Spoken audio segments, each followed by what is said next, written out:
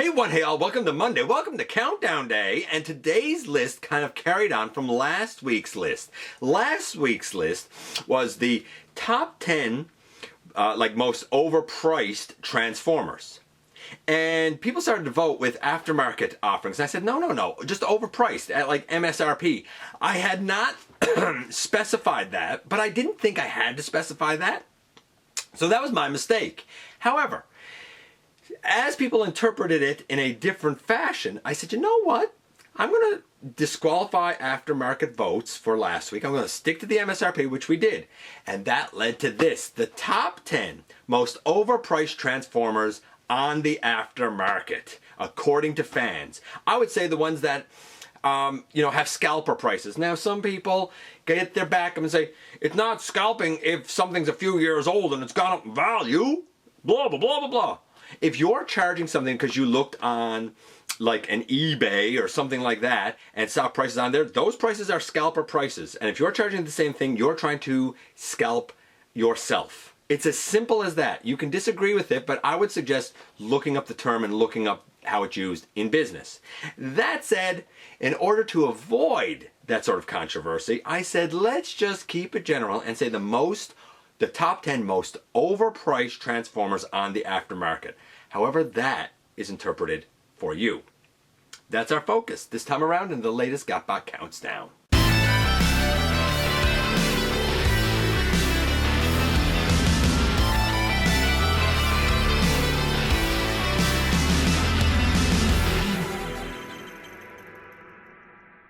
Hey all, welcome back to the channel. I'm your host, your most humble of hosts, Dennis Moulton, aka GotBot. As always, please like, comment, share, of course, subscribe, and while you are at it, light 'em up, baby.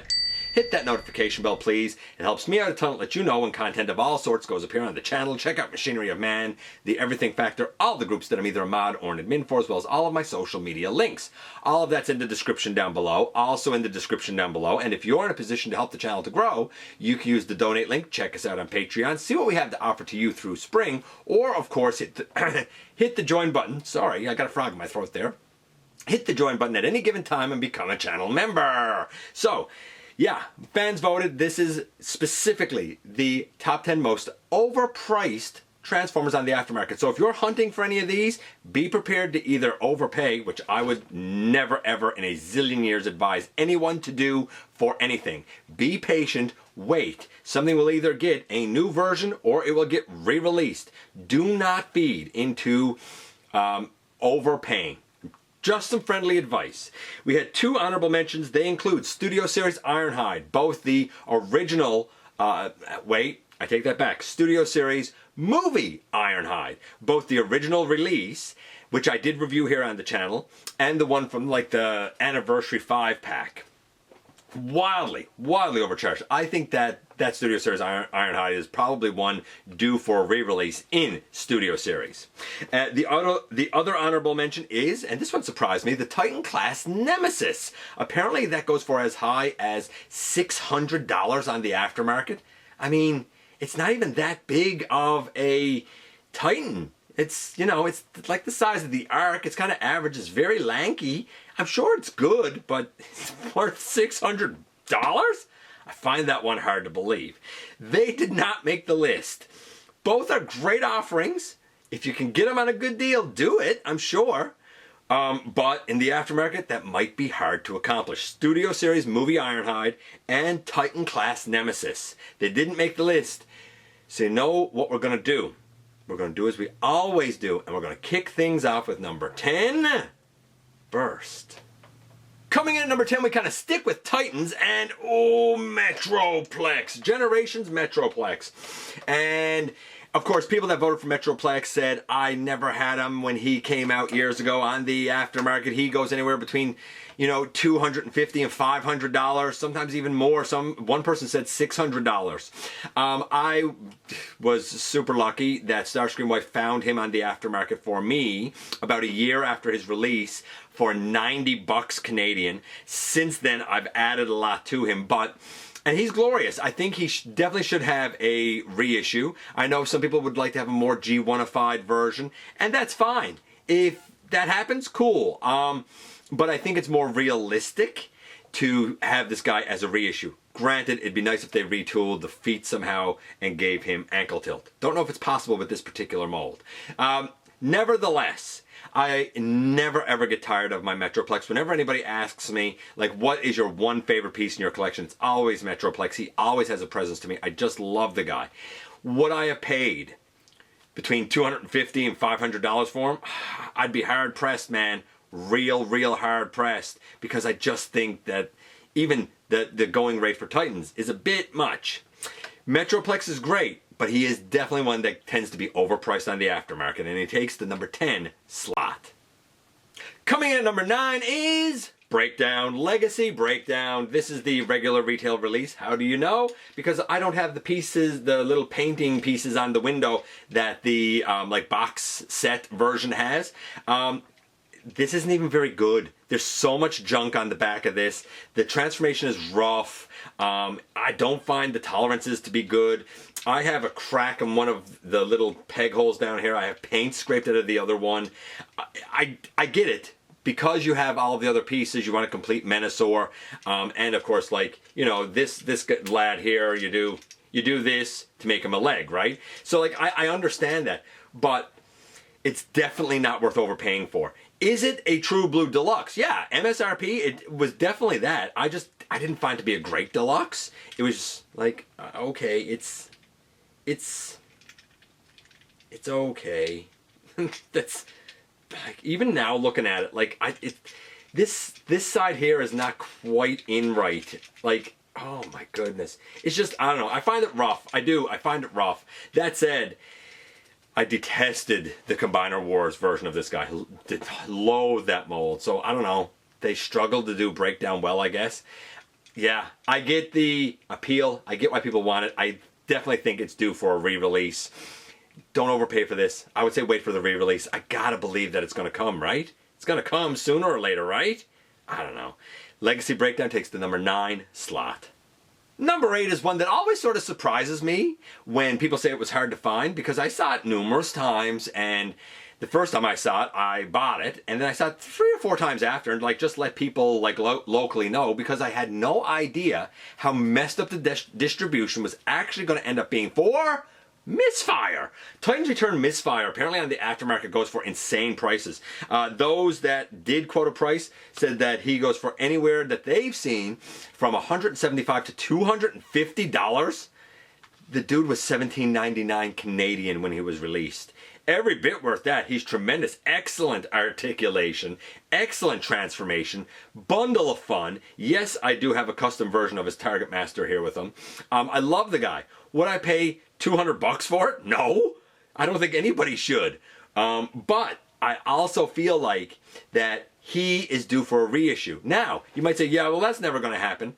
I'm sure that I saw a listing recently that a Slug Slinger was going to be released. Didn't say package refresh, so I don't know if it's a new mold or if it's the Titans Return release. But you know what?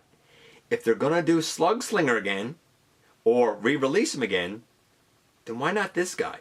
Currently overpriced on the aftermarket, but let's hope that a reissue or a new version kind of puts the kibosh on those high prices for you, for me, and for everyone. For now, though, Misfire takes the number 8 slot.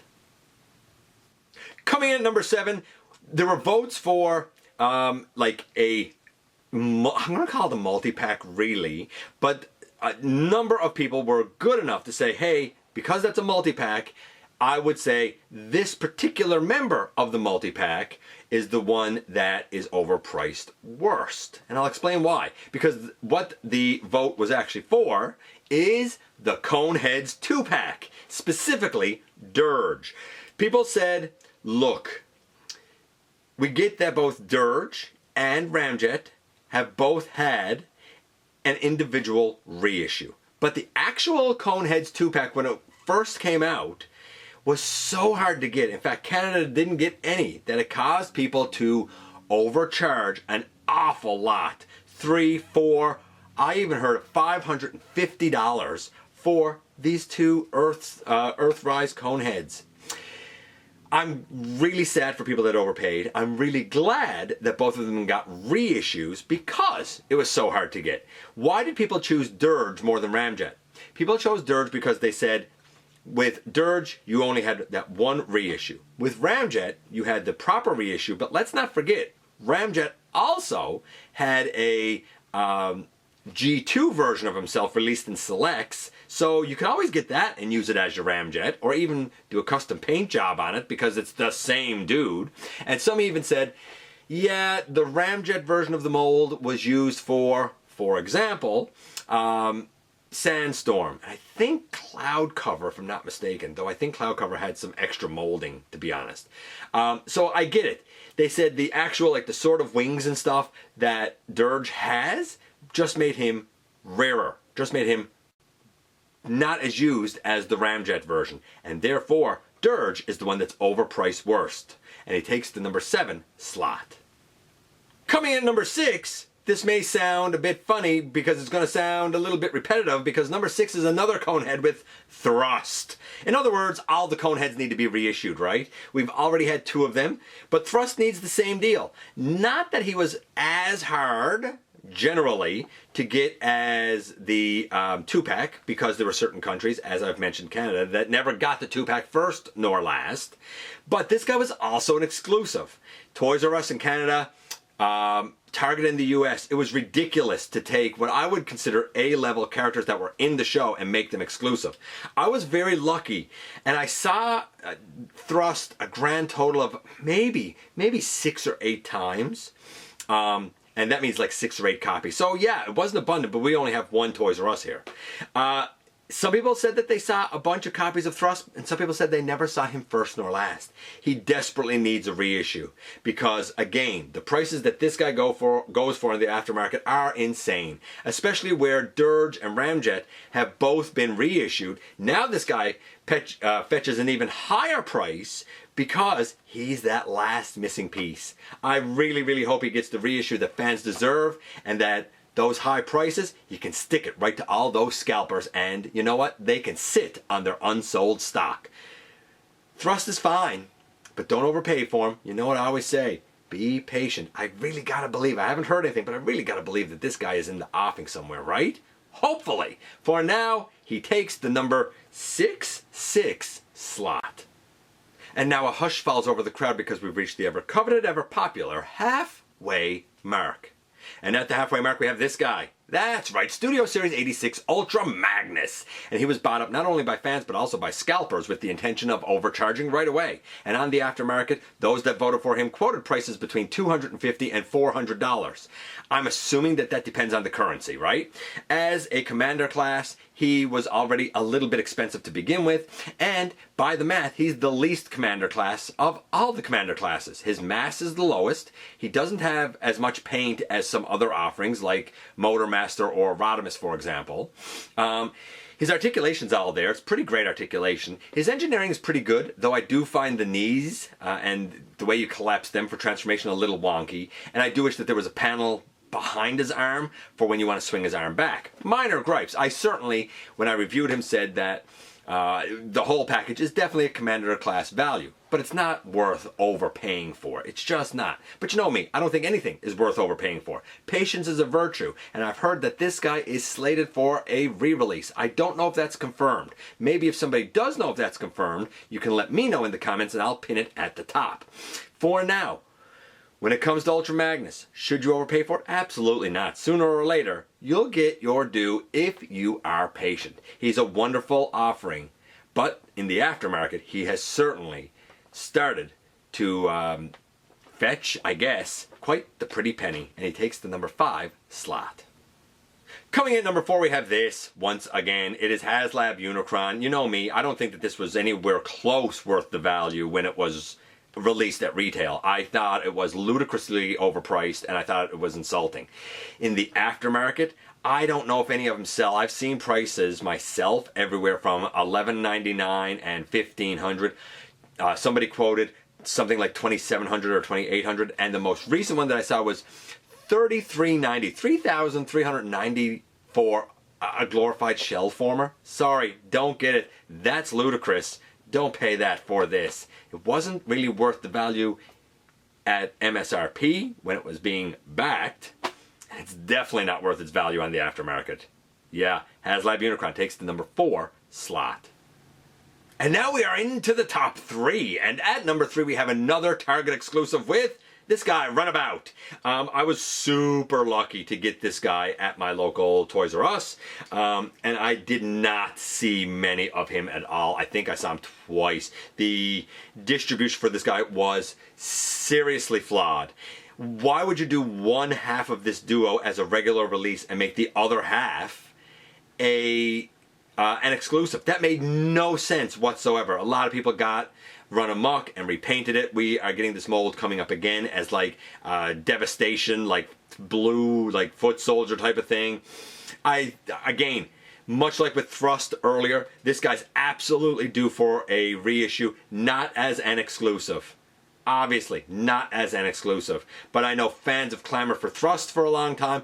Fans have clamored for Runabout for a long time. I like the mold. I like the red and the black. But I absolutely believe that everybody should have fair opportunity to get this guy and all Transformers at a fair price. Yeah, I get why he's rare, and I get why people overcharge for him. But again, I gotta believe that this is one of those guys that sooner or later will get the reissue he rightly deserves. For now, he takes the number 3 slot. At number 2, we have one that I'm a bit surprised about, because when it was released, I saw lots of this guy. I feel like a lot of people couldn't afford it or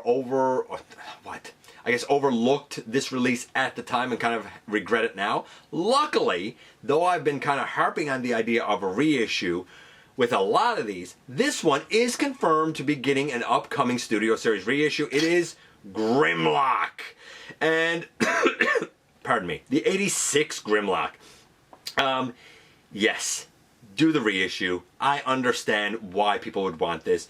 Once he was gone, here's the thing, I saw plenty of him, and he didn't go fast, but once he was gone, I never saw him restocked. That was the thing. It seemed like he had a fairly wide release, at least here, but it was a one-time deal, and if you didn't get it then, you weren't going to get it. I think a lot of people got burned waiting for a sale for this guy. I think that was the problem. He is a true blue leader, and you know me, if he wasn't, I would not say that he was. If I didn't think he was worth the money of a leader class value, I wouldn't encourage you to buy it. But I definitely think if you can get the reissue, get it. Scalper prices for this guy, $300-400? Absolutely, positively not. That's ludicrous and ridiculous. Especially when there's tons of versions of this mold, from the yellow one to the blue one to the shattered glass. He's wonderful. Any version of this mold is wonderful. It's a terrific leader class offering. And if you're holding out for the gray lad, be patient. A reissue is coming. I know it's hard to wait, but old GotBot's not trying to steer you wrong. Grimlock, heavily overpriced on the aftermarket, on the secondary market. Thankfully getting a reissue because he is absolutely wonderful. For now, he takes the number 2 slot. And now here we are, very tippy top, number 1, most overpriced, most scalped, most ludicrously sought after on the aftermarket would be Greenlight. Siege Greenlight that used the Power of the Primes Fembot mold. A lot of people that voted for this said terrible mold. No, it's not. It's a great mold. I don't understand what people's problems are with this mold. It's wonderful. I love it. Especially for the Fembots. It's svelte enough that, it has like a feminine quality to it. Was it overused? Yeah, sure. It was retooled and reshelled and recolored too often. But you know what? It's better than not having the Fembots. I thought that they were long overdue. And honestly, I prefer this mold wildly to like the Siege Chromia retool. That's trash. And I honestly prefer this mold to like the Legacy Elita 1 Minerva mold. I like that okay, but this is just better. It has much better articulation. Anyway, I digress. This was overpriced at MSRP. In the States, a lot of people say that the deluxes at the time were $17.99. This was $24.99 because of the Battlemaster. Here in Canada, this was, Power of the Primes was, a deluxe at the time was $19.99. And the price for her on Amazon in Canada was $59.99, which was, yes, overpriced and idiotic and ludicrous. I think she needs a reissue, or she needs a whole new version. If you really want your Orthea done and you actually want her complete, then you really need this version. Don't overpay for it though. I think a reissue would make sense. However, if you don't care about Orthea and you would just like to round out your fembots with a version of Greenlight, then maybe a reissue, or not a reissue, maybe like a retool, a remold, a new mold, I don't know. But yeah, she was overpriced at MSRP because she was exclusive again, and then she got bought up so fast that on the aftermarket, she became absolutely preposterous. Great way to describe what her price is on the aftermarket. Preposterous. And Greenlight takes the #1 slot. 10 down to 1 once again, and there's a lot on there that are overpriced, and I find this such a hard topic to do because I always say that I'm looking out for my wallet and yours, and I never ever believe any of us, me, you, or anybody else, should ever, not just Transformers, for anything, never ever pay overpriced scalper price for anything. It only feeds bad precedent and bad business, and it doesn't even show that we respect ourselves. It's hard. It's really hard. Other ones that have been overpriced on the aftermarket or scalped on the aftermarket, depending on if you see them as the same thing or different. G1 Fortress Maximus, yes, Siege Jetfire, the Ghostbusters Optimus Prime, Earthrise Scorponok, which as of this recording, in about a week, gets a reissue. Transformers Animated Blackout, who else here? G1 Minerva, G1 Grandis, G1 Megatron, the Generation Selects version of Abominus, Shattered Glass, Rodimus from the 2-pack, it was Rodimus and Sideswipe, I think.